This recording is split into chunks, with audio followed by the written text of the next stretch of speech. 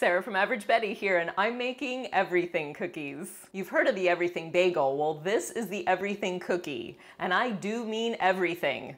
Well, everything but gluten, that is. Let's make everything cookies. I've got an Idaho russet potato here. I told you these cookies have everything. The potato is going to replace the all-purpose flour in these cookies, and potatoes are naturally gluten-free. Get the potato pieces into a pot with some water, bring to a boil, reduce the heat, and cover. Cook the potatoes until tender. I've drained the water from the potatoes, and here's a little salt.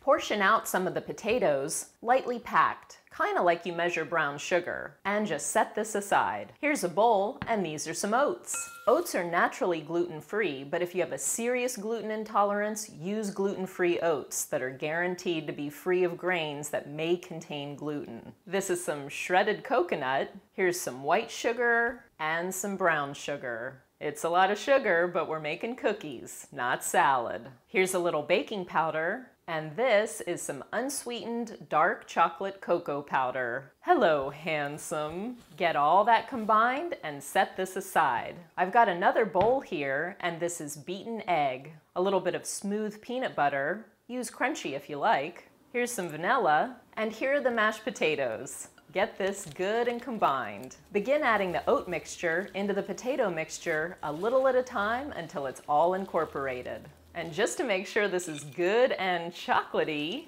and truly has everything, here's a dose of semi-sweet chocolate chunks. Who you callin' chunky? Here's a baking sheet lined with a silicone baking mat. Using a tablespoon, I'm portioning out the dough. These cookies aren't going to spread out too much, so you can put them on the mat pretty close together. And in the spirit of absolutely everything, here's a potato chip. This is your classic variety, but the ruffled or kettle kind work well too. Crumble the chips and place on top of each cookie. Salty sweetness! Pop this into a preheated oven, and when they're done, they'll look like this. Allow the cookies to cool just a bit on the mat before removing them, then plate them up. Sweet, rich, and chocolatey with the salty crunch of potato chips on top. Bet you can't eat just one. Get the Everything Cookies recipe at AverageBetty.com. I hope you'll try these everything cookies soon.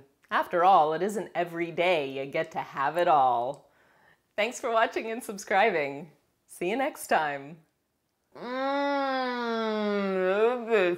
I ever wanted.